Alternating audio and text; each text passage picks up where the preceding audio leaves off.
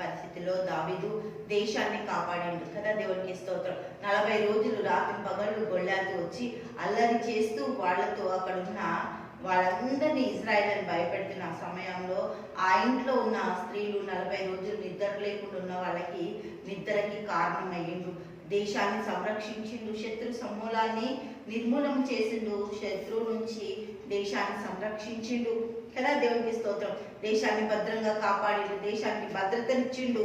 అటువంటి వ్యక్తిని సౌలు చంపాలని చూస్తుండు. ఇది అసలు కరెక్టేనా కదా? కరెక్ట్ అవ్వదు. అసలు ఆ వ్యక్తిని ఏం చేయాలి? గణపరచాలి, అందరి ముందర సన్మానించాలి. కానీ ఈ సౌలు దావీదును చంపడానికి ఎందుకు? విషపు చూపట. దేవునికి స్తోత్రం. మనం ఇక్కడ చూస్తే హల్లెలూయా, 1 సమూయేలు 18వ అధ్యాయం 8వ వచనంలో ఆ మాటలు సౌలునకు ఇంపుగా నుండనందున అతడు బహు కోపము తెచ్చుకొని వారు దావీదునకు 10,000 కొలది అనియు నాకు 1,000 కొలది అనియు స్తుతులు పాడిరే, రాజ్యం తప్ప మరి ఏమి అతను తీసుకొనగలడు అనుకున్నాను. కాబట్టి నాటి నుండి సౌలు దావీదు మీద విషపు చూపు నిలిపెను. విషము చూపు జాగ్రత్తగా ఉండాలి. విషపు చూపు మన కుటుంబాన్ని నాశనం చేస్తుంది. దేవునికి మహిమ కలుగును గాక. హల్లెలూయా. మత్సరము ఎముకలకు కుళ్ళు. ఏ మత్సరం అయితే మనిషి శరీరంలో ఉంటుందో ఈ యొక్క ఎముకలకి కుళ్ళు వచ్చేస్తుంది. జాగ్రత్త. మనకి బిడ్డలు ఉన్నారు. అసూయ, ద్వేషము, పగ ఎవ్వరి మీద పెట్టుకోవద్దు. పెట్టుకున్నా ఏం అవ్వదు, కానీ పెట్టుకున్న వాళ్ళ జీవితాలే నాశనం అయింది. ఏ అసూయ అయితే సౌలు పెట్టుకున్నాడు దావీదు మీద, తన బిడ్డ జీవితమే సర్వనాశనం అయిపోయింది కదా. దేవునికి మహిమ కలుగును గాక. తన జీవితమే నాశనం అయిపోయింది. దయ్యాల కోటగా అయిపోయిండు, దయ్యాలు నివసించే వ్యక్తిగా అయిపోయిండు. అసూయ, ద్వేషము చాలా భయంకరమైంది. పగ, కల్లోలం రేపుతుంది. హల్లెలూయా. దేవునికి మహిమ కలుగును గాక. అసూయ మరణమంత చెడ్డదంట. అసూయ పడడానికి ఇప్పుడు దహించు ఆ నిప్పు కణాలని తీసుకెళ్లి చేతులతో పట్టుకొని వేరే వాళ్ళ మీద వేస్తామా? వేయలేం. ఎందుకు? మన చేతులే కాలిపోతాయి. ఆ అసూయ నిప్పు లాంటిది, కాలిపోతారు మనుషులు. అసూయ పెట్టుకోవద్దు ఎవ్వరి మీద. దావీదు పిండ సౌలు పెట్టుకున్న అసూయకి సౌలు ఒక కుమార్తె మేరాబు కాలిపోయింది. సౌలు జీవితం నాశనం అయిపోయింది. అసూయ భయంకరమైన అసూయ ఉండే వాళ్ళకి నిద్ర ఉండదు, గుండెపోటు, బలహీనతలు, ఎంత భయంకరమైన పనులు కదా. దేవునికి స్తోత్రం.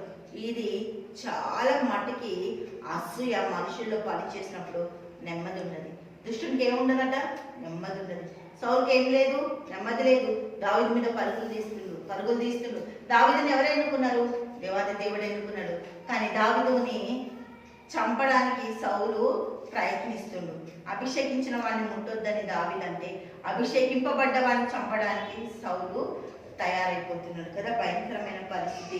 జాగ్రత్త. మనకు కూడా పిల్లలు ఉన్నారు. ఎవరి మీద అసూయ పడడానికి ఎవరికి అధికారము లేదు. దేవునికి స్తోత్రం. మన చూపు జాగ్రత్త, ప్రవర్తన జాగ్రత్త, మాట జాగ్రత్త.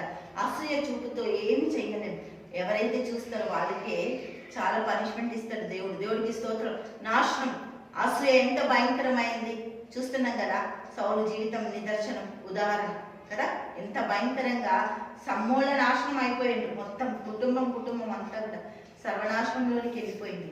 దావీదు మీద పెట్టిన అసూయ. దావీదు ఎందుకు వచ్చిండు? సౌలు కుటుంబాన్ని, సౌలుని రక్షించడానికి, సౌలు ఆరోగ్యాన్ని కాపాడడానికి సితార పట్టుకొని వస్తే చంపడానికి సౌలు సిద్ధపడుతుంది.